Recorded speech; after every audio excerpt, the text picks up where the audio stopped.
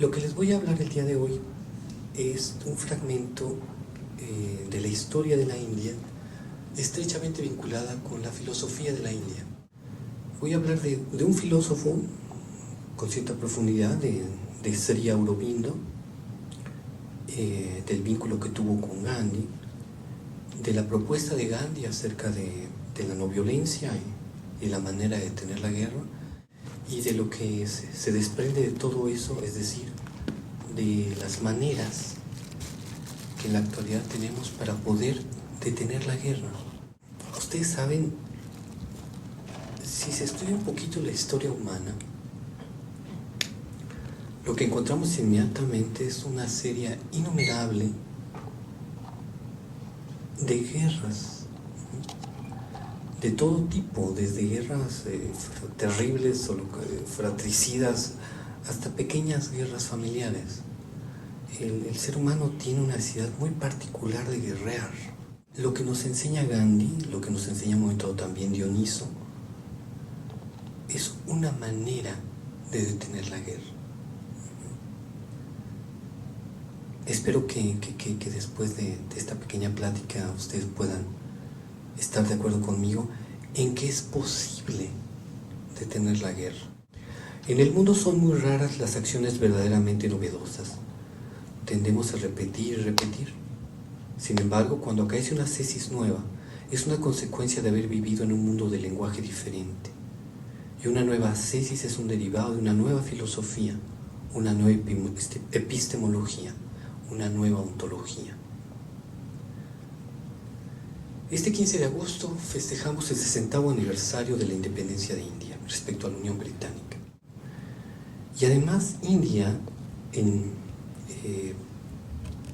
1937, 47, ya no sé restar, se libera de la Gran Bretaña de una manera enteramente novedosa. Mientras que las independencias de otras naciones en prácticamente todas las épocas se hicieron a sangre y fuego, Gandhi lo logró de otra manera, a partir de la resistencia pacífica, y tuvo éxito. Esto ya de por sí es un fenómeno extrañísimo en la historia de la humanidad. Y además una nación como India es una nación de contrastes terribles, desde la gente más maravillosa, los iluminados, hasta las formas culturales más terribles como el sistema de castas. Quien vio la semana pasada la película que se presentó aquí en el Cine Morelos, la película Water, y presenció esta manera como las niñas indias, que ustedes saben, en la cultura hindú se establecen, se pactan matrimonios en muy temprana edad, y cuando por alguna razón muere el marido, aunque la niña tenga 9 años, como en el caso de la película, esta ya se considera una viuda y entonces tiene que pasar a vivir donde viven las viudas, que es una especie, es un ashram, pero ojalá fuera un buen ashram, es una especie de encierro, donde tiene que estar pelona la persona, tiene que usar determinada vestimenta. No llega a ser el grado de un intocable, de lo más bajo en el sistema de castas, pero sí es una posición realmente muy triste, una vida muy muy triste, y eso todavía existe en India. Gandhi se opuso a ello, ya vamos a hablar de eso. Si decimos que México es contrastante, realmente India es mucho más. Y además aquí no tenemos iluminados. Pero bueno, Radhakrishnan habló de la decadencia de la filosofía hindú. Y fíjense lo que decía, les doy la cita. Dice, él dijo en la década de los 80, dijo lo siguiente: desde hace 3 o 4 siglos, la filosofía india ha perdido su impulso y sufrido un ataque de letargo. En vez de pensadores, hay eruditos. En vez de filósofos, hay gentes que escriben sobre la filosofía. Ustedes saben, en Occidente tenemos gente que escribe de la filosofía desde hace muchos más siglos. Hay autores como Whitehead que dicen la filosofía moderna no son sino notas al pie de los diálogos de Platón. Y de alguna manera tiene razón. Este movimiento que genera Sócrates de personas que viven lo que piensan se extinguió muy rápido. Y la filosofía en Occidente pasó a ser simplemente, como lo que dice el Radhakrishnan, gente que escribe sobre filosofía. Eso no pasó durante siglos en India. Muchos años, precisamente por el vínculo que tenían por una especie de contraposición que tenían con el budismo, la filosofía en India se vivía, ¿no? Y esto es realmente maravilloso. Todavía se vive. Si ustedes van a Auroville, a la ciudad que está en Ponticelli, donde la que precisamente se fundó la madre, la compañera de Aurobindo, bueno, ahí todavía se vive la filosofía. Es una isla en el mundo. ¿Qué pasó para que esta filosofía se extinguiese? Bueno, hay dos grandes eventos. El primero es la invasión musulmana y la segunda la inglesa. Antes de esto, de la invasión musulmana, se expulsó al budismo zen, que, reitero, también otra forma de filosofía que se vivía. El budismo zen, por más si ustedes leen todos los libros que quieran de budismo zen, no aprenden zen. Hay un ejemplo muy lindo de Hermann Hörriger, que me encanta citar. Hermann Hörriger es un filósofo alemán de los años. Escribe un libro muy famoso que se llamó El Zen en el arte del tiro con arco, en los años 30. Hörriger era esa época en la cual, ustedes saben, los años 30, previo a la Segunda Guerra Mundial, se da un vínculo muy estrecho entre Alemania y Japón. De hecho, hay casi todas las ciudades alemanas tienen una ciudad hermana en Japón. Hörriger lo invitan de la Universidad de Kioto a dar un seminario, a dar un curso en un semestre o un año, no sé. Y entonces él dice, está bien, acepto porque yo quiero aprender Zen. Y el maestro Zen le dice, oiga, pero usted no es japonés. Sí, pues no importa, yo quiero aprender Zen.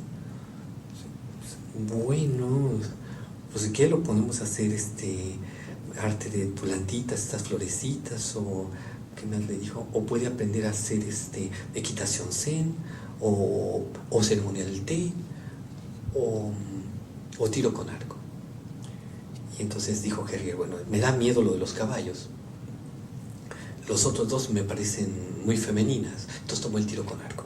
Entonces todo el librito narra cómo Hörriger iba día tras día al lugar donde tenía que tirar y tomaba estos arcos grandes que tienen los zen y tiraba, y todo el tiempo el maestro, no, así no, etc.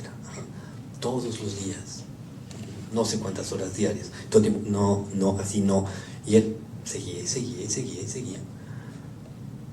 Y seguía un buen día, disparé, me dijo el maestro, vaya, por primera vez. Y él dijo, yo no me di cuenta de lo que hice.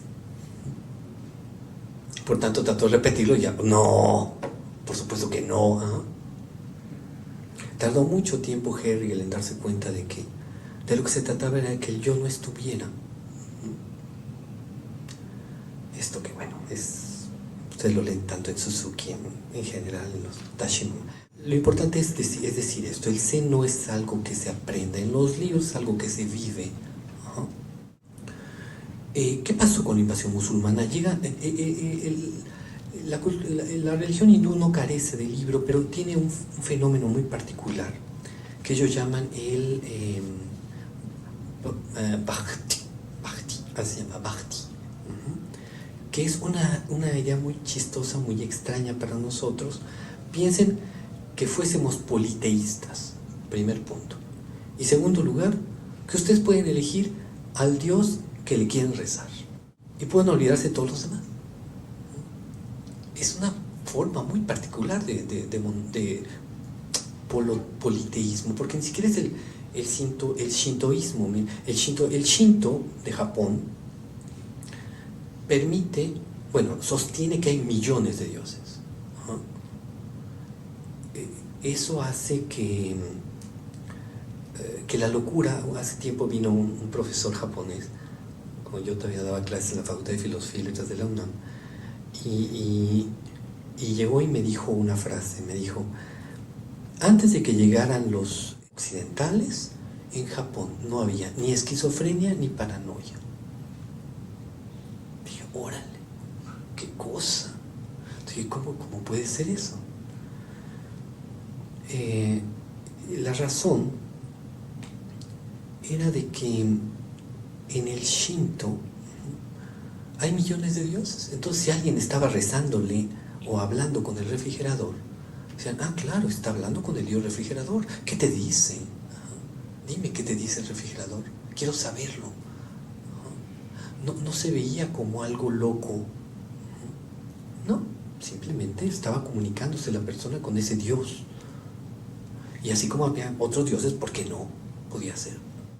No es igual al Shinto. En la religión india hay una serie de dioses, está eso establecido, ¿no? Pero por el Bhakti se puede decidir a qué Dios rezarle. Es una especie de libertad religiosa muy particular porque no es exactamente libertad religiosa, es como el Lessing, ¿se acuerdan en este libro famoso? Ahorita viene el nombre. Lessing escribe un libro que fue el que lo hizo el adalid de la libertad religiosa, el filósofo alemán, o Natán el Sabio, dicen aquí en México. En Natán el Sabio es una historia donde, en un momento dado, Natán, que era un judío, rescata a una muchachita, hija de cristianos que habían sido aniquilados. Estamos en Jerusalén, en la época de la convivencia entre cristianos, musulmanes y judíos, y guerra religiosa. En ese momento, dice Lessing, yo la tomé a esa pobre niña cristiana, no obstante los cristianos me habían acabado con mi propia familia, y yo no le enseñé religión, porque sabía que si le enseñaba alguna religión, le enseñaría el judaísmo. Pero el Papa le dijo, ¿cómo fue posible que la mantuviese sin creencia? Es igual, la idea del Papa, del Papa en esa época obviamente, y es una ficción además,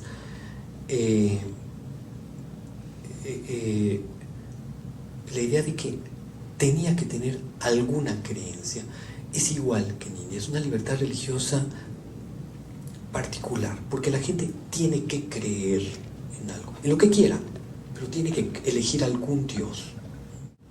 El problema es cuando llega el Islam no es igual. El Islam tiene ideas muy precisas y muy claras, y muy claras de lo que es la herejía, y si tú crees en otras cosas, se te puede perseguir por eso. Entonces, la invasión musulmana fue muy complicada para la India. Sin embargo, una buena cantidad de la población hindú quedó atrapada y quedó fascinada por la religión musulmana, en la medida que es muy ordenada y que realmente a veces en Occidente solemos pensar que es terrible las mujeres con estos velos que ni siquiera pueden mostrar el rostro, etc. Y el machismo y el trato a los ladrones, esta imagen que circuló por internet de un niño pequeño que había robado y hacen que le pase un camión sobre la manita, que es asqueroso. Y que bueno, sabemos que son cosas que pasan, pero de todas maneras eso produce una sociedad pues realmente muy ordenada. Me acuerdo una amiga me decía que una vez estando en el Cairo, iba muy cargada y iba hacia un lugar con su maleta, y entonces iba muy cansada y tenía que ir a X lugar. Entonces dijo, deja ahí tu maleta. Dice, pero ¿cómo voy a dejar mi maleta aquí en la calle? Déjala, no pasa nada, vamos al otro lugar y regrese, va a estar tu maleta. Y efectivamente estuvo su maleta. O sea, cosas que para nosotros son absolutamente impensables. O sea, hay formas humanas muy diferentes en el mundo. Pero bueno, después viene la invasión inglesa. La invasión inglesa obviamente no trajo, como uno esperaría, la gran filosofía occidental. No, lo que trajo fue una buena administración, una lengua manejable. Piensen que en India no sé cuántas lenguas hay. Es multiculturalidad enorme, pero trae una buena administración, trae una lengua que unifica, eso es muy importante. Y trae la posibilidad ciertamente de que los indios vayan a Oxford, a Cambridge. Y bueno, ¿qué genera esto? Genera, por un lado, una detención del propio movimiento de la filosofía india. Se detiene con la invasión musulmana y posteriormente con la iglesia. Con la iglesia lo único que ocurre es que se reafirma el hinduismo tal como existía antes. Y entonces, mientras antes de los musulmanes uno se encontraba, digamos, filosofía hindú que discutía contra los Upanishads, que criticaba las tesis planteadas en los Vedas o las historias del Mahabharata, etc., lo que encuentro después de los ingleses es un apego, como una recuperación, decir, esa es nuestra identidad, vamos a reafirmarla. Pero este movimiento de crítica interno se perdió con esas invasiones, que es precisamente lo que les citaba del presidente Radhakrishnan. Paso al primero de los filósofos de los que quiero hablar ahorita, que es Aurobindo. Aurobindo ya es una consecuencia de la invasión inglesa. Aurobindo se forma en Inglaterra, en Londres, siendo brahman, es decir, había nacido en Bengala, y hay un predecesor de él que es Vivekananda, que se forma al revés. Primero se forma en la filosofía hindú, tiene una experiencia shamadhi, una iluminación, y después se va a Inglaterra y establece el vínculo con la filosofía, que es el primero que establece el vínculo con la filosofía inglesa. Y después Aurobindo es al revés. Aurobindo primero se forma en Inglaterra y después regresa a la India, entra al Congreso Pan-Indio y hace está en la cárcel, etcétera, y medita, hace yoga y hace una gran obra respecto a la práctica del yoga, el Bhagavad Gita, etcétera. Funda este espacio, bueno, se funda después de su muerte, este espacio llamado Auroville. Su obra es muy abundante: la vida divina, la síntesis del yoga, el ideal de la unidad humana, el ciclo humano. Bueno, la obra de Aurobindo, como dije hace un momento, se nutre del Bhagavad Gita, de las Upanishads. Su obra es un inmenso fresco donde aparece lo humano, lo divino, el cielo, la tierra, el hinduismo y también Inglaterra. Esto está plantado en un poema, un enorme poema, que es un libro que se llama Savitri. Es quizás la gran obra de Aurobindo. Hay una cosa muy muy importante, y es que por su experiencia en Londres y Cambridge, Aurobindo de alguna manera se enfrenta con una posibilidad de vivir la vida más allá del rígido sistema de castas en el cual había nacido y del cual era, digamos, beneficiario, porque la casta de los brahmanes, como ya ustedes deben saber, es la más alta. Cuando él se encuentra en una cultura donde esto no es tomado en cuenta, y donde cuando regresa y pretende transmitir lo que ha aprendido en Inglaterra y se encuentra con que los ingleses los discriminan simplemente por ser hindú, etc., él se hace una dalit del ala nacionalista del partido indio. Después de estar en la cárcel, se traslada a Pondicherry, que es precisamente Auroville, para consagrarse a la vida espiritual. Aurobindo es un puente, eso es muy importante, con la filosofía de Occidente, pues incorpora múltiples elementos de la filosofía idealista. Él incorpora elementos del absoluto de Hegel, por ejemplo.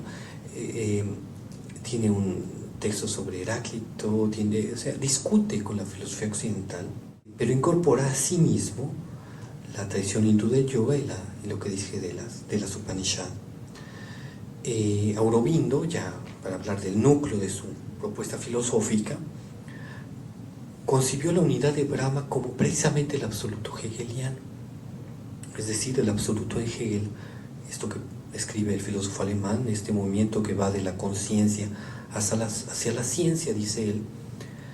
Todo el movimiento de la historia de la humanidad no es sino el desarrollo del absoluto, de un momento inicial muy primario, digamos, donde dice Hegel, en la parte que se llama la certeza sensible, la fenomenología del espíritu, hay un que se enfrenta a un esto, y después se da cuenta que esto se diferencia, por tanto tiene percepciones, después pasa, lo concibe hace conceptos respecto a eso percibido, pasa al entendimiento, después se da cuenta que del otro lado puede haber otro igual a él, y entonces pasa a la autoconciencia, etc. Todo este movimiento que con mucho detenimiento plantea Hegel, precisamente el movimiento de la conciencia hasta el saber absoluto, este momento en el cual el absoluto, el espíritu, sabe que él es toda realidad, que no hay nada fuera de él. Es así como concibe Aurobindo a Brahma, como el absoluto hegeliano. Y dice, y si el hombre quiere incorporarse a eso, tiene que practicar, dice Aurobindo, el Hatha Yoga, y superar su deseo de lo múltiple y lo particular, es decir, abandonar el mundo de las apariencias, unirse con la totalidad.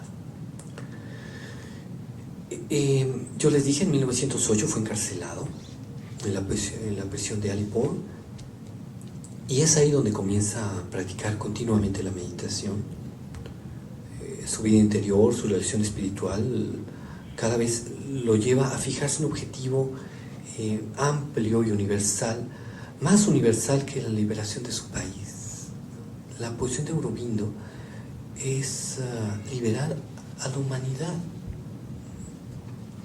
más allá de las guerras o de algo tan simple como la posición del poder político. Aurobindo está más allá de eso. Eso es realmente muy importante. Es mucho más atractiva la filosofía de Aurobindo que la del Gandhi mismo. Desde el punto de vista de la riqueza del sistema. Durante 4 años practica el yoga en silencio, funda después una revista, etc. Y bueno, escribe. Ya nunca más quiso volver a la política, desistió, pues le ofrecieron presidir el Congreso Nacional de la India, él no aceptó, ya eso no le interesaba, le parecía que no iba por ahí la liberación del hombre. Si hubiera aceptado, quizás ahorita hablaríamos de Aurobindo y no de Gandhi, ¿eh? ¿Quién sabe cómo hubiera sido la historia de India? Es un ejercicio interesante pensar cómo hubiera sido.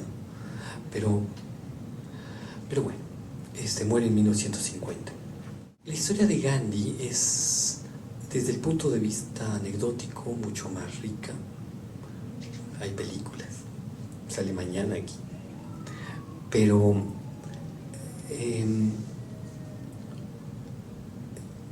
sin embargo, el efectismo de las fórmulas gandhianas fue muchísimo mayor que lo de Aurobindo. Ahorita lo van a ver. Gandhi nace en el 69, 1869. Él provenía de la casta de los mercaderes y en un momento dado, bueno, ya estaba casado y en estos matrimonios de jovencitos, etcétera. Y en un momento dado la familia considera que la única manera de que se supere es mandando a estudiar abogacía a Inglaterra. Él acepta, convence a su madre y a su mujer de irse diciéndoles: prometo no tomar alcohol, no tocar mujer, etc. Es así como lo dejan ir. Pero de todas maneras los miembros de su secta, de su casta, no estaban de acuerdo, finalmente se va. Está en Londres 2 años y 8 meses. Y bueno, y regresa y no le va muy bien en Bombay, donde comienza a ejercer la abogacía, y entonces lo contratan para irse a Sudáfrica como abogado. Y antes de que se fuera, el hermano de Gandhi, Laxmidas, le pide que interceda por él ante un potentado británico para que le deje un puesto determinado, y es ahí donde Gandhi tiene la primera gran experiencia de discriminación, tal como él lo narra, porque va con británico, dueño de una empresa, una cosa así, y le dice que por favor le dé el puesto a su hermano, etc. Y el británico le dice que no, y como Gandhi insiste, suena una campanita y llegan dos señores, lo agarran de los hombros y lo tiran. Ajá. Esa es la primera que narra una gran experiencia de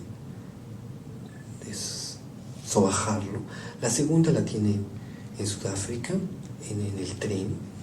Él paga un billete de primera clase, era un abogado que iba a arreglar un asunto en Sudáfrica, en Pretoria, y entonces paga un billete de primera para poder dormir en el trayecto. Entonces un blanco abre el compartimento, se da cuenta que está un hindú, un moreno. Entonces va a llamar a los guardianes van y le dicen, oye, ¿qué haces aquí? Vete al lugar donde está el equipaje. Entonces él les muestra el boleto y dice que no, de ninguna manera. Siguiente estación, detienen el tren y lo bajan a patadas. Esto obviamente no es una experiencia agradable, pero va a formarle el carácter. A partir de ahí se va a convertir en un hombre político, defendiendo a los hindúes en Sudáfrica. Yo creo que la independencia sudafricana también le debe mucho a Gandhi. La tesis central, la de la no violencia, es decir, vuelvo a la cuestión musulmana, en vez de responder el ojo por ojo y diente por diente, la tesis es al contrario, es pagar el mal con el bien, decía Gandhi. Y curiosamente este procedimiento fue exitoso, tanto en Sudáfrica como en la India. Dice Ivonne Belaval, dice, Gandhi hizo que la humildad y la verdad fueran más poderosas que los imperios. Continúa, no conozco a ningún hombre de ninguna época ni de la historia de estos últimos tiempos que haya mostrado en forma tan enérgica y convincente el poder del espíritu sobre la materia. Aurobindo, como dije hace un rato, tiene un vínculo con la política en la primera década del siglo XX. Gandhi en esa época estaba en Sudáfrica. Regresa y a partir de la final de la segunda década, comienzo de la tercera, comienza a involucrarse claramente en la política. Hace boicot a los productos británicos, precisamente porque estaban empobrecidos su país a consecuencia del poderío comercial de la Gran Bretaña. Y poco a poco fue ganando batallas con la no violencia.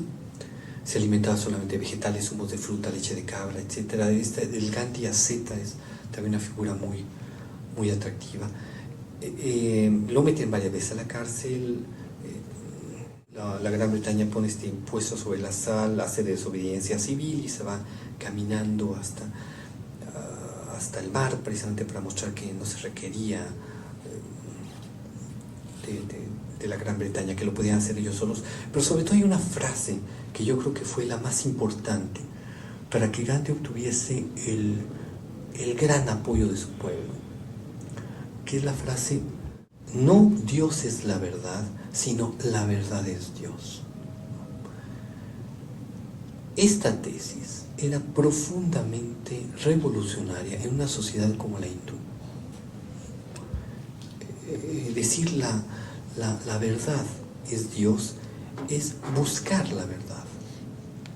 Decir Dios es la verdad es repetir lo que decían los textos sagrados. Es por eso que Gandhi va a poder atacar el sistema de castas y decir, no se vale cómo se trata a los intocables. Ustedes saben, los intocables son una serie de personas que pueden ser, son muchísimos, millones, que solamente por haber nacido en tal casta ya no tienen derecho la gente los apedrea en la calle, ¿no? Son los que se dedican, tienen dos tareas fundamentales, que es limpiar letrinas o sistema de drenaje, son los que se llenan de mierda, o hacer las tareas con los muertos, son los que tocan a los muertos. Nadie más puede hacerlo, o sea, tampoco se mueren de hambre, se dan cuenta. Son muy importantes para los funerales, se requiere alguien que cargue al muerto y haga cosas así, ¿no? O que limpie el drenaje, se requiere esa gente. acordé de un detalle de la película esta que les decía, que en un momento dado la niñita va caminando por las escaleras que dan al Ganges y había una pareja de recién casados y un familiar de ellos le dice que ni siquiera tu sombra toca a los recién casados. Pero bueno, entonces el Mahatma hace una serie de movimientos, de ayunos, de acciones de no violencia, y logra que se ocurra la independencia con un problema previo, que no me quiero detener en eso, que es la división de India en Pakistán. En India, la parte musulmana, la parte hindú. Ustedes saben, el final de Gandhi es muy triste, fue asesinado precisamente por un extremista indio, porque si uno cuando ve la película de Gandhi, creo que incluso está puesto así, como que era un musulmán el que lo había asesinado, y aquí ya no crean mucho en mi memoria, pero es lo que tengo en la cabeza. No fue así, o es un error mío, fue un extremista hindú, de estos mismos que con la película que les decía hace rato, la tuvieron guardada la película, y que no permitieron que se presentase la película porque mostraba esta verdad del sistema de castas actualmente vigente en India. Y Gandhi muestra, es por eso que es una Dalí del pacifismo mundial, porque muestra una manera efectiva de lograr que la guerra se detuviese. Claro que Gandhi no lo inventa, ustedes saben, esto proviene del ascetismo previo, esto ya lo hacían los budistas. Si ustedes leen un libro como el Siddhartha de Germán Hesse, que no hace sino narrar la experiencia de Siddhartha Gautama, del Buda, se dan cuenta que él también hacía la no violencia cuando su padre no le permite irse de la casa porque quería seguir a los descastados. Lo que hace Siddhartha es se sienta fuera de la casa y no come, hasta que el padre le dice: prefiero que te vayas a que te mueras de hambre. El ejercicio ascético como respuesta para que se respete una voluntad existía desde mucho antes, pero Gandhi lo hizo de manera amplia y logró que su propia vida tuviese tal fuerza para todos, que logró que se tuvieran matanzas, que un imperio como el británico, que llegó a ser terrible, liberase esa nación. Y la tradición occidental es un poquito diferente, porque por un lado tenemos la beta cristiana. Ustedes saben, Gandhi mismo decía que se fascinó cuando leyó el Sermón de la Montaña, que está en el Nuevo Testamento. La posición gandhiana es un poquito como la cristiana, de pon la otra mejilla, paga el mal con bien, etc. Suena totalmente a cristianismo, bien llevado, por supuesto, no como el que llevamos en nuestros países, ¿no es cierto? Cristianismo primitivo, como lo llaman. Porque realmente yo no me imagino en este momento ningún cristiano que ponga la otra mejilla, ni siquiera Norberto Rivera. Norberto está buscando cómo tener más peso político. Pero lo cual no quiere decir que no haya santos en la iglesia cristiana, por supuesto que los hay, pero no es una cuestión común. Y es más, lo que prevalece es lo que nos viene de San Agustín y Santo Tomás. Hay un libro de Teresa Santiago, publicado hace muy recientemente, que es una investigadora de la UAM Iztapalapa, que se llama precisamente Justificar la Guerra, que lo que hace es tomar los textos de San Agustín y Santo Tomás y mostrar cómo ellos decían que se valía hacer la guerra contra los protestantes, contra los herejes, contra los blasfemos, y que se valía acabar con ellos. Es más, si ustedes piensan, leen el último librito que escribió Tony Blair, o lo comparan con el libro que escribió hace como 2 años, Le Nouvel Observateur, que se llama Les Evangéliques. Ahorita en este último libro Tony Blair dice que antes de la guerra con Irak, el creador le hablaba. Asimismo, Bush decía, si ustedes se acuerdan seguramente de eso, cuando él comienza el ataque contra Afganistán, llamó a eso la guerra, ¿cómo? Justicia, eso. Y entonces le dijeron sus asesores, oye, eso es la yihad, así lo llaman los musulmanes. Entonces le mostró claramente en un espejo que él estaba haciendo exactamente lo que hacían los otros. Plantea que no es lo mismo Krieg que Kampf, es decir, no es lo mismo guerra que lucha. Dice, la guerra se hace contra otro, mientras que la lucha es con otro por. Y la manera de lograr hacer eso, de transformar una guerra en una lucha, donde yo no estoy contra el otro, sino estoy con el otro para lograr algo, solamente se logra gracias a un procedimiento, que es el darme cuenta de que mi oponente, de que mi contrincante, de que mi enemigo es mi espejo. Cuando se da ese movimiento, que es muy curioso, eso se puede aplicar a las guerras pequeñas, es donde yo les puedo dar testimonio de que funciona. En las grandes, no sé, Gandhi es un ejemplo interesante, pero no es exactamente lo que él hace. Pero un poco, porque si yo pago el mal con bienes, porque considero que el otro vale, le reconozco el valor. No entro al juego destructivo del otro.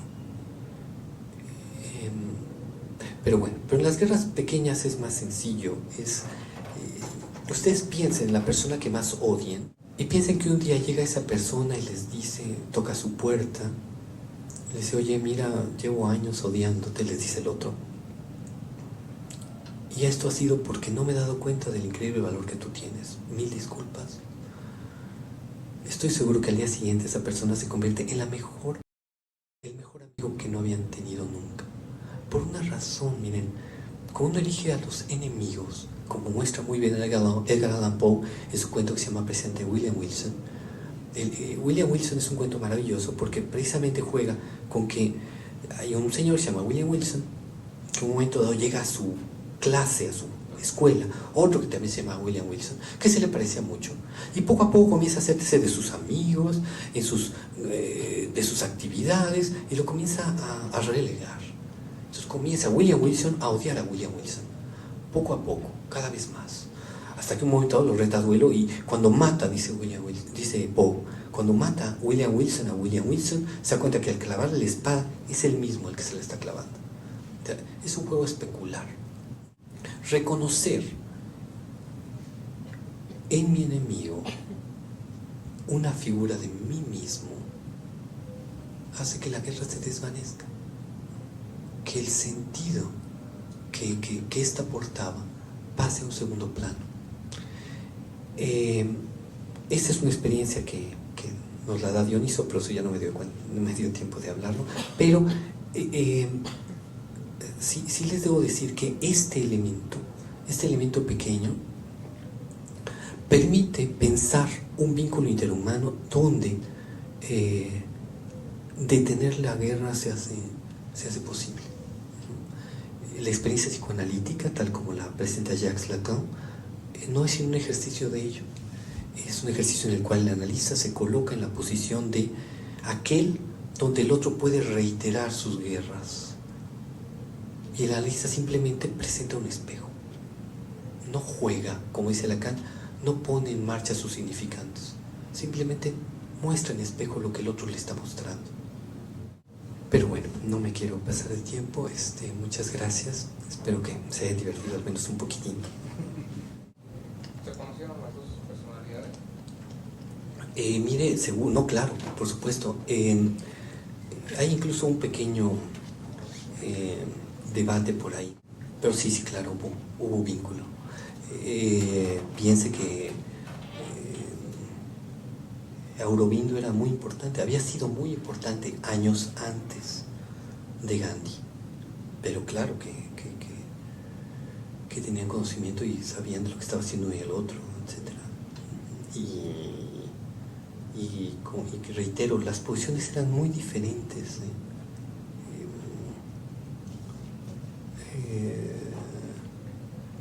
Yo no me puedo imaginar un Gandhi que tuviera éxito en nuestro país, pero un Aurobindo sí. Es mucho más universal la posición de Aurobindo. Alguien que arme una ashram, que cree una comunidad pacífica, respetuosa del otro, eso sí me lo puedo imaginar en México. Pero un movimiento como el de Gandhi implica toda una cultura donde exista la no violencia, y eso no sea en nuestro país. Hace rato que hablabas de los intocables, hay una tercera posición, que es la de Ambedkar. No sé cuál es. Ambedkar es precisamente un intocable que cuestiona a Gandhi con la cuestión esta del Harijan, de llamarlos hijos de Dios, que dice, no es que nosotros no somos hijos de Dios, somos iguales a ustedes.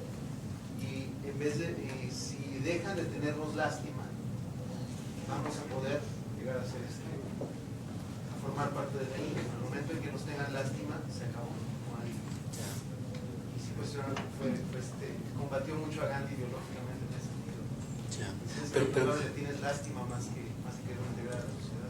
Sí, pero a mí me parece que la crítica que desde este lado podemos hacer, porque ¿de dónde viene la cuestión de las castas? Proviene de que por nacimiento las personas ya traen una marca, ¿no? Sea para bien, sea para mal. Eso está obviamente marcado en una idea muy clara de un ciclo de reencarnaciones. Es decir, si uno aplica Heidegger ahí y plantea la cuestión del ser en el ser para la muerte o la finitud, todo el sistema de castas se cae. O sea,